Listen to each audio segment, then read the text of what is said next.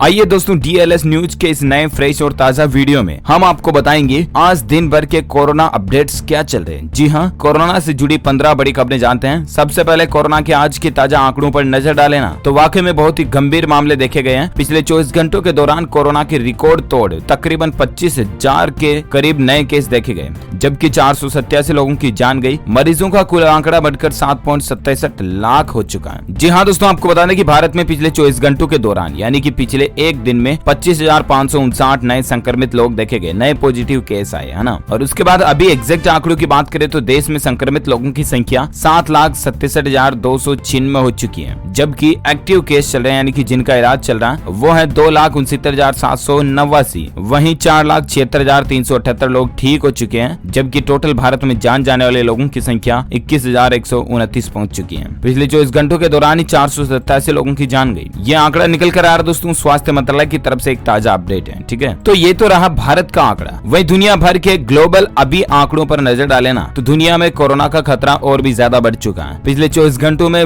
विश्व भर में 2,13,000 नए मामले देखे गए, जबकि 5,000 से ज्यादा लोगों की जान गई। और उसके बाद अब पूरी दुनिया में कुल कोरोना संक्रमितों की संख्या 1,21,55,000 से भी ज्यादा हो चुकी है और टोटल मरने वालों की संख्या 5,51,000 के पार पहुंच चुकी है। तो ये तो रहा दोस्तों कोरोना से जुड़ा अभी तक का ताजा आंकड़ा। ठीक है, अब अपन नजर डालें कोरोना से जुड़ी कुछ और खबरों में, जहां देख पाएंगे कि ये है वो नौजवान जिसे लगे कि देश की पहली कोरोना वैक्सीन। आखिर कौन है ये शख्स? जी हाँ, ये शख्स की तस्वीर जो फोटो आप स्क्रीन पर देख पा रहे हैं ना दोस्तों, इस शख्स पर भारत में कोरोना से बनी पहली वैक्सीन का ट्रायल होगा, यानी कोरोना की दवाई का, वैक्सीन का, टीके का पहला मानव परीक्षण इसी शख्स के ऊपर किया जाएगा। आखिर कौन है ये शख्स? तो मैं आपको बता दूं कि दरअसल दोस्तों कोरोना वायरस से लड़ने के लिए देश में वैक्सीन तैयार हो चुके हैं। ठीक है ना, अगले सप्ताह इस नए टीके के क्लिनिकल ट्रायल भी शुरू होने जा रहे हैं। दवाई तो बन गई, अब उसका टेस्ट किया जाएगा कि हाँ ये काम कर रही है या नहीं कर रही। इसके लिए मानव पर ही टेस्ट किया जाएगा। तो सबसे रोचक बात है कि देश में सबसे पहले इस टीके का ट्रायल के लिए व्यक्ति का चुनाव भी हो चुका है। ह्यूमन ट्रायल के लिए सबसे पहला नाम चिरंजीत धीबर का सामने आया। इन शख्स का नाम है चिरंजीत धीबर, पेशे से ये स्कूल टीचर है। इन पर अगले सप्ताह क्लिनिकल ट्रायल शुरू किया जाएगा। उन्हें परीक्षण के लिए ICMR के भुवनेश्वर केंद्र जाना पड़ेगा, जहाँ चिरंजीत धीबर ने अपने फेसबुक पेज से इस खबर की पुष्टि करते हुए लिखा कि संघ की प्रेरणा से मैंने कोरोना वायरस के क्लिनिकल ट्रायल के लिए अपना शरीर देश को दान कर दिया। प्राप्त जानकारी के मुताबिक चिरंजीत ने अप्रैल में ही क्लिनिकल ट्रायल के लिए आवेदन किया था और तब संडे को इनको ICMR यानी कि Indian council of medical research organisation की तरफ से फोन आता है और उनका चुनाव क्लिनिकल ट्रायल के लिए हो गया, ये बात बोली जाती है। अब उन्हें इस प्रोसेस के लिए भुवनेश्वर बुलाया गया है। तो अगले सप्ताह इनका क्लिनिकल ट्रायल किया जाएगा और भगवान करे, हम सभी की यही प्रे है, प्रार्थना, ईश्वर, अल्लाह, गॉड, खुदा, जो कुछ भी आप मानते हो उनसे प्रे कीजिएगा कि ये क्लिनिकल ट्रायल सक्सेसफुल रहे, ताकि हमारे देश में स्वदेशी निर्मित कोरोना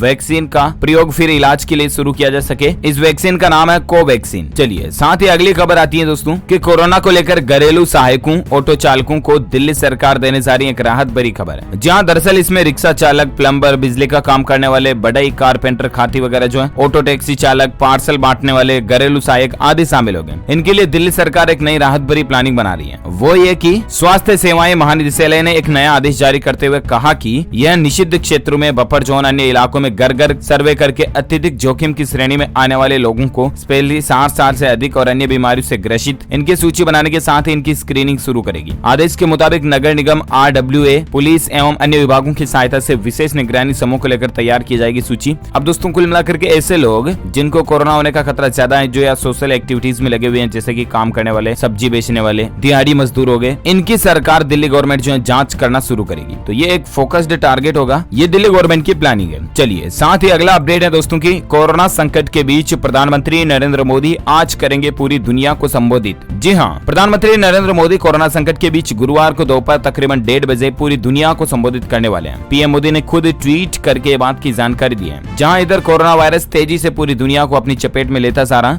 विश्व स्वास्थ्य संगठन के ताजा आंकड़े भी काफी बता रहे हैं। इसी बीच दोस्तों पीएम मोदी गुरुवार को इंडिया ग्लोबल वीक 2020 के उद्घाटन सत्र को संबोधित करेंगे। ब्रिटेन द्वारा आयोजित इस डिजिटल कार्यक्रम में आत्मनिर्भर भारत पर एक ऐसी प्रस्तुति दी जाएगी जिसे पहले कभी नहीं देखा गया। तो ये भारत के लिए भी बड़ी गौरव की बात है कि खुद प्रधानमंत्री नरेंद्र मोदी आज पूरे देश से पूरी दुनिया को संबोधित करेंगे, ऐसा समझिए। क्योंकि पीएम मोदी ने ट्वीट करके कहा दोस्तों कि इंडिया इंक कॉर्प की ओर से आयोजित इंडिया ग्लोबल वीक को मैं कल दोपहर 1:30 बजे संबोधित करूंगा। ये मंच वैश्विक सोच वाले नेताओं को और उद्योग जगत के कर्णधारों को एक साथ लाता है, जो कि कोविड-19 महामारी के बाद वैश्विक अर्थव्यवस्था को पुनर्जीवित करने और भारत की चुनौतियों के विभिन्न आयामों पर चर्चा की जाएगी। पीएम मोदी जी के इस 1:30 बजे के लाइव भाषण को मैं आपको DLS न्यूज के ऊपर भी स्ट्रीमिंग करके बता दूंगा, तो आप जरूर चेक कीजिएगा कि आखिर देश को क्या संबोधित करते हैं वो मैं आपको बता दूंगा। चलिए साथ ही फिलहाल अगला अपडेट है कि देश में पहली बार कोरोना का नया रूप सामने देखने को मिला है। 4 बार नेगेटिव आने के बाद भी शरीर में मिली एंटीबॉडी। जी हाँ दोस्तों, देश में पहली बार कोरोना वायरस का एक नया रूप भी देखने को मिला है। देश के सबसे बड़े अखिल भारतीय आयुर्विज्ञान संस्थान एम्स दिल्ली में भर्ती रही एक मरीज 4 बार नेगेटिव होने के बाद भी उसके शरीर में कोरोना वायरस के खिलाफ एंटीबॉडी मिली है। यह एंटीबॉडी किसी इंसान के शरीर में तभी बन सकती है जब वह कोरोना वायरस से संक्रमित हो। करीब 5 से 7 दिन एंटीबॉडी बनने में समय लगता है। यही एंटीबॉडी मरीज के शरीर में संक्रमण के खिलाफ लड़ने का काम भी करती है। जी हाँ, दिल्ली एम्स के जारिएटिक विभाग में एक महिला मरीज कई दिन से भर्ती थी। 80 वर्षीय बुजुर्ग महिला को डायबिटीज, हाइपरटेंशन के अलावा 15 दिन से कमजोरी की भी शिकायत थी, तो उसमें ये लक्षण और देखे गए। वैज्ञानिक अब इस पर रिसर्च कर रहे हैं, देखते हैं क्या नया अपडेट आता है, मैं आपको बताऊंगा। फिलहाल अगली खबर है दोस्तों कोरोना वायरस को लेकर कि आज 114 भारतीय अपने स्वदेश लौटेंगे। लॉकडाउन की वजह से पाकिस्तान में फंस गए थे। जहां पाकिस्तान में फंसने के बाद से ये नागरिक लगातार भारत सरकार और पाकिस्तान सरकार से अपने वतन की वापसी की गुजारिश भी कर रहे थे, तो आखिरकार इन्हें वंदे भारत मिशन के तहत आज भारत लाया जाएगा। ये बड़े ही राहत की बात है इन लोगों के लिए। अच्छा, इसके अलावा अपडेट है कि WHO ने भी खुद मान लिया कि अब हवा में भी कोरोना वायरस फैल सकता है। ये आखिर कितना खतरनाक है? तो दरअसल इसके पीछे 2 थ्योरीज है। मैं पहले आपको ये WHO की थ्योरी बताता हूँ, उसके बाद अगला अपडेट बताऊंगा। तो दरअसल आपको बताऊंगा, हाल ही में दोस्तों 32 देशों के 239 वैज्ञानिकों ने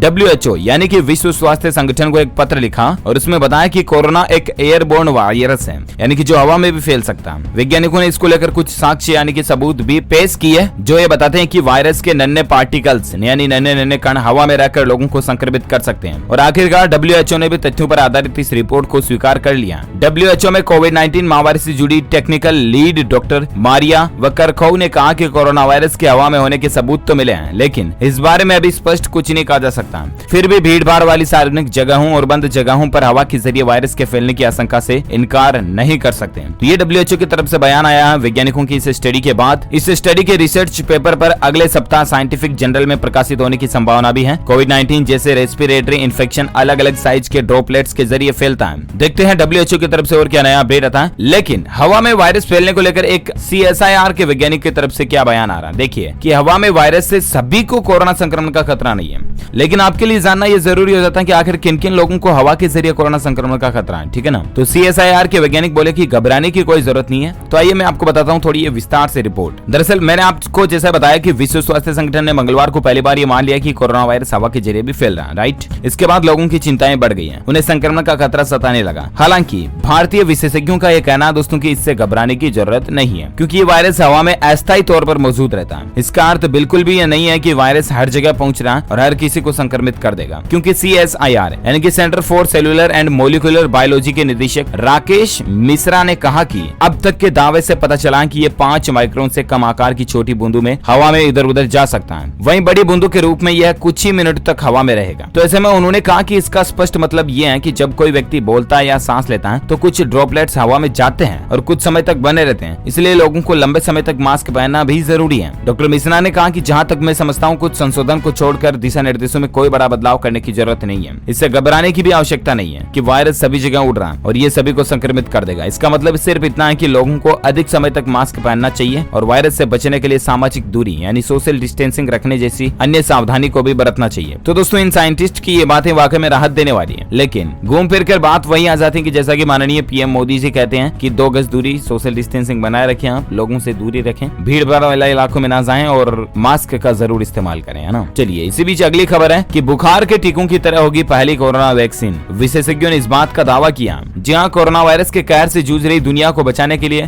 दुनिया भर के अलग अलग साइंटिस्ट वैज्ञानिक दिन रात इस वैश्विक महामारी की वैक्सीन यानी टीका बनाने में जुटे हुए हैं, राइट। कई देशों के वैज्ञानिकों ने दावा भी किया कि उन्होंने कोरोना वायरस की वैक्सीन बना ली है, लेकिन WHO की तरफ से अभी तक ऐसी कोई भी वैक्सीन नहीं बनी है जो कि इसका इलाज कर सके। इसी बीच अमेरिका के एक विशेषज्ञ ने दावा किया कि कोरोना वायरस की पहली वैक्सीन मौसमी बुखार के टीकों से अधिक प्रभावी नहीं होगी। अमेरिका में पूर्व राष्ट्रपति बराक ओबामा के कार्यकाल के दौरान मेडिकेयर एंड मेडिकेड सर्विसेज के केंद्रों के पूर्व कार्यवाहक प्रशंसक एंडी स्लाविट ने कहा कि जो भी वैक्सीन पहली बार बनेगी ना, वह इसके जोखिम को केवल 40 से 60% ही कम कर पाएगी। हालांकि इस बीच अपन ये भी मान सकते हैं दोस्तों कि बीच बीच में कई सारी वैक्सीन भी आई थी, पतंजलि ने भी बनाई थी, तो इस कैटेगरी में वो वैक्सीन रख दें तो अब आने वाली वैक्सीन परफेक्ट काम कर सकती है। देखते हैं नतीजे क्या आते हैं वैज्ञानिकों की तरफ से, मैं आपको बताऊंगा। फिलहाल आप अगली खबर देख सकते हैं कि दिमाग दिमाग पर भी कोरोना वायरस का असर पड़ने के संकेत मिले हैं। इसको लेकर वैज्ञानिकों की और लोगों की चिंता भी बढ़ गई है। जी हाँ, दुनिया भर में चीनी वायरस का प्रकोप बढ़ रहा है। इसी बीच एक चिंताजनक खबर सामने आई। वैज्ञानिकों को इस बात के भी संकेत मिले कि यह वायरस दिमाग पर यानी कि आपके माइंड पर, ब्रेन पर भी बुरा असर डाल सकता है। वैज्ञानिकों ने बताया दोस्तों कि यह वायरस ऐसी दिमागी बीमारियों का कारण बन सकता है जिनका इलाज ही संभव नहीं होगा, क्योंकि हाल ही में विश्व स्वास्थ्य संगठन ने हवा के जरिए कोरोना संक्रमण फैलने की सबूत मिलने की बात भी कही थी।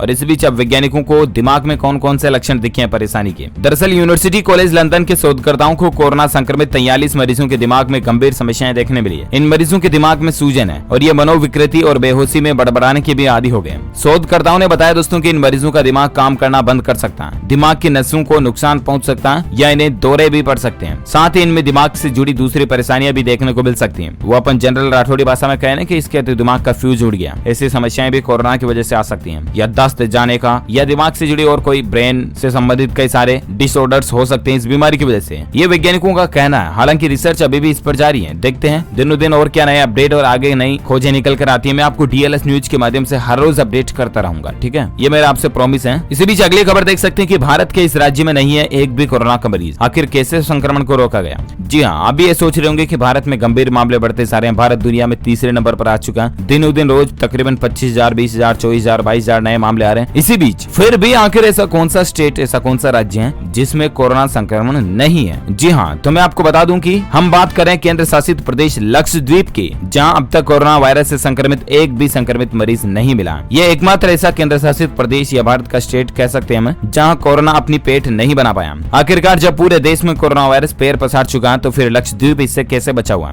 इस सवाल के जवाब में वहां के एक अधिकारी ने बताया कि सबसे पहले हमने यहाँ पर्यटकों के आने पर पूरी तरह से पाबंदी लगा दी है। इसके अलावा अधिकारी ने बताया कि कोरोना वायरस फैलने के बाद उन्हीं लोगों को यहाँ वापस लौटने की इजाजत दी गई जो कि यहाँ के स्थायी नागरिक हैं। इतना ही नहीं, इससे पहले उन्हें भी कोरोना टेस्ट से गुजरना पड़ा और नेगेटिव पाए जाने के बाद ही लौटने की इजाजत मिली है। तो ये कुछ वाकई में स्ट्रिक्ट लॉकडाउन जैसे फैसलों की वजह से आज लक्षद्वीप में एक भी कोरोना संक्रमित केस नहीं है। अच्छी बात है, भारत में कुछ तो जगह ऐसी है जहाँ कोरोना के मामले नहीं है। अच्छा, इसी बीच अपडेट है कि मध्य प्रदेश में इस संडे टोटल लॉकडाउन रहेगा। सीमावर्ती जिलों में बाहर से आने वालों की भी चेकिंग की जाएगी। ये जो रविवार आ रहा है, इस पर मध्य प्रदेश के मुख्यमंत्री शिवराज सिंह की तरफ से कोविड-19 की बैठक में ये ऐलान किया गया और एडवाइजरी भी जारी कर दी गई है कि इस संडे पूरी तरह से ब्लॉक रहेगा, लॉकडाउन रहेगा, सख्त रहेगी, पाबंदी रहेगी, कर्फ्यू जैसा सिस्टम रहेगा। तो एमपी के लोग जरा सावधान। बॉर्डर पर भी खतरा बढ़ रहा है, इसलिए चेकिंग वगैरह का सिस्टम भी चालू किया जा रहा है। और ओके दोस्तों, तो इसके साथ ही आज दिन भर के कोरोना अपडेट्स का वीडियो यहीं फिनिश होता है। आप मुझे नीचे कमेंट करके बताना कि आप कौन से राज्य के कौन से जिले में रहते हैं, ताकि मैं आपके राज्य के समाचार भी आपके मोबाइल तक पहुंचा पाऊंगा। साथ ही इस वीडियो को लाइक करना, ज्यादा से ज्यादा अपने दोस्तों के साथ फेसबुक और व्हाट्सएप पर शेयर भी करना। और अगर आप DLS न्यूज चैनल पर पहली बार आए ना, तो चैनल को सब्सक्राइब करके बेल आइकन जरूर दबा देना, ताकि आपको रोजाना के ताजा अपडेट्स तुरंत आपके मोबाइल पर मिलते रहेंगे। Thank you, take care, good bye, जय हिंद, जय भारत, वंदे मातरम।